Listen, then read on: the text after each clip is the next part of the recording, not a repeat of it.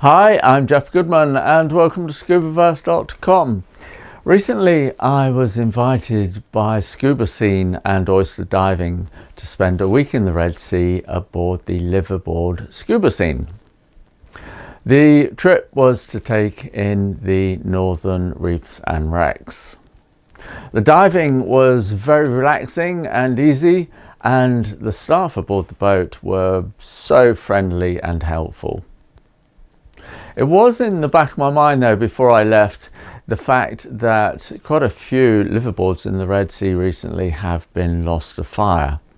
And so I was delighted, and I must say a little relieved, to talk with manager Ahmed Fadel, who talked about the very high standards of safety aboard their boat. I'll put a link to that interview at the end of this video.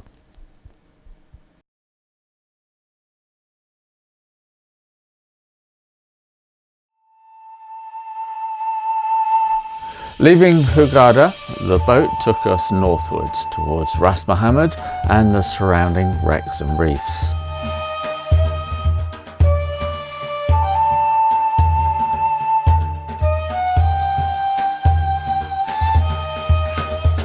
Scuba Scene is a 48-foot steel hull luxury liveaboard. All guests have ensuite cabins and are either on the main or upper deck, and have large windows to each room. Among many other features, there is a jacuzzi and a swimming pool. Every dive is preceded by a very thorough and comprehensive briefing, so everyone knows exactly what they're doing during the day and during the diving. Guests can choose to dive with buddies if suitably qualified, or opt to follow a guide. So that's actually what we're going to see. Kitting up is on the lower back deck, assisted by extremely helpful and friendly staff. It is worth mentioning at this point that there are diving courses available and can be pre-booked before the trip starts.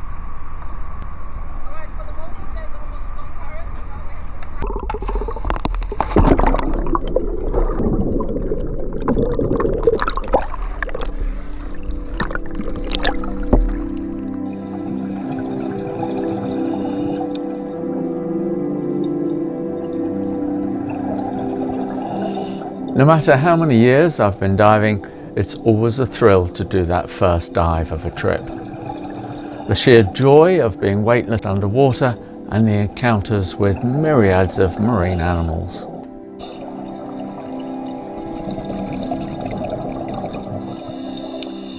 The trip wasn't what I would call high-octane diving, but it was relaxing and very beautiful.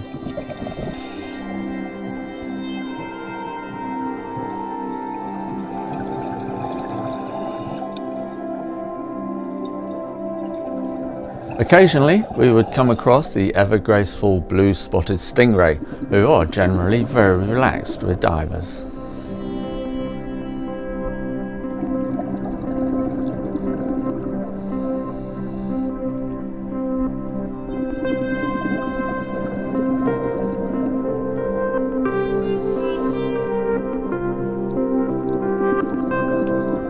As well as looking down at the reef, it's always worth looking up now and again.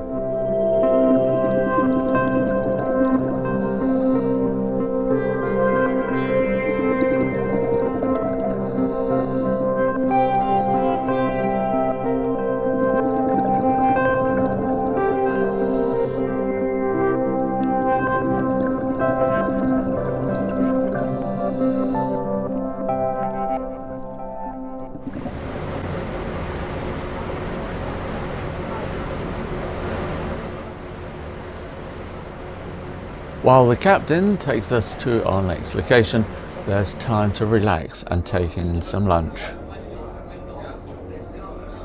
The food on the trip was excellent and usually served in the main dining area by very talented kitchen staff, but occasionally it was out on the upper deck. This area Shah Mahmood for a night dive, so the plan today is for 4 dives. One of our wreck dives was on the famous Thistlegorm, sunk during the Second World War while at anchor.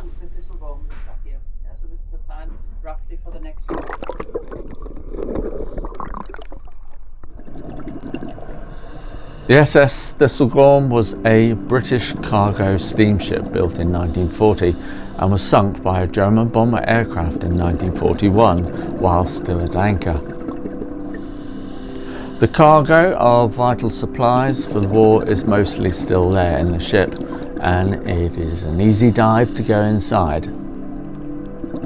Trucks, armoured vehicles, motorbikes, ammunition and much more remain for divers to see and explore.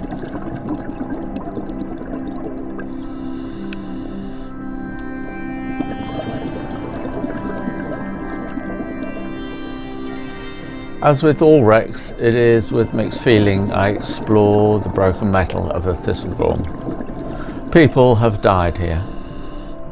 It is not only an underwater museum, but also a war grave, and as such deserves care and respect from divers who come to visit.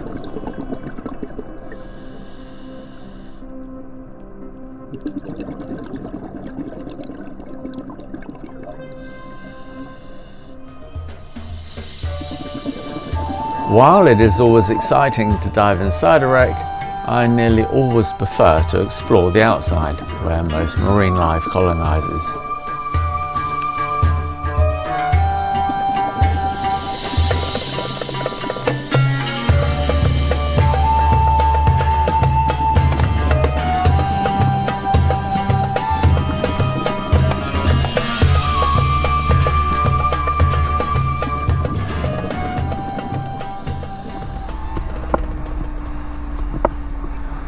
Moving away from the Thistlegorm and now diving from inflatables, we have the chance to explore some smaller wrecks. It's not always the larger wrecks that attract wildlife. The smaller, seemingly insignificant ones can be a prolific habitat and immense fun to spend time on, as are the surrounding reefs.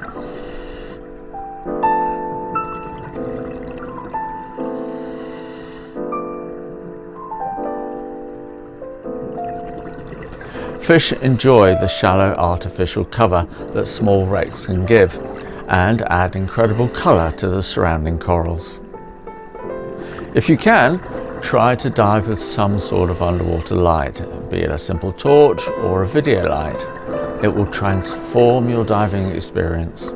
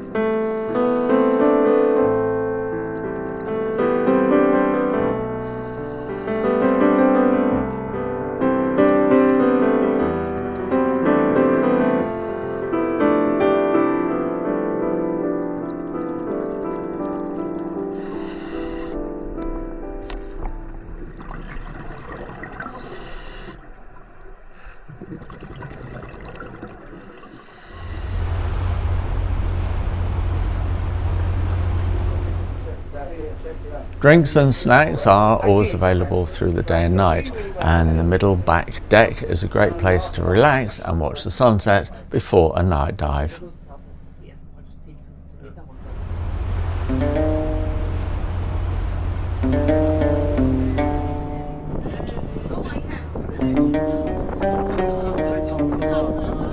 Den ist er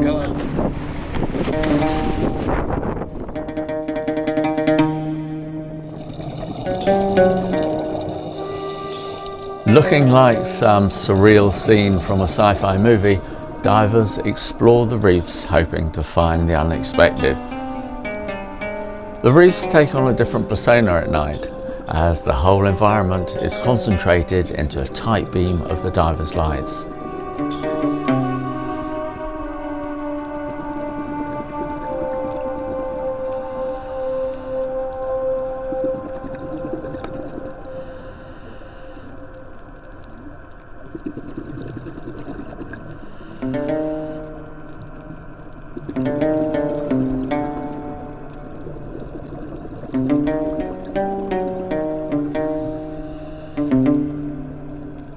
As a shoal of fusiliers patrol above the reef, so we come to another sleeping grouper. But this one has no intention of moving and relies on its camouflage not to be seen.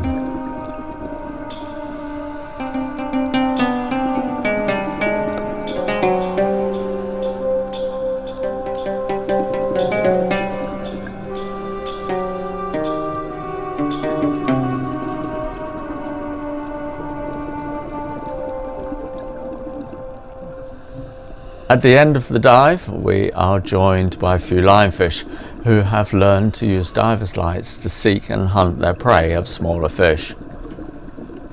This is a beautiful learned behaviour and usually has great success, but not tonight.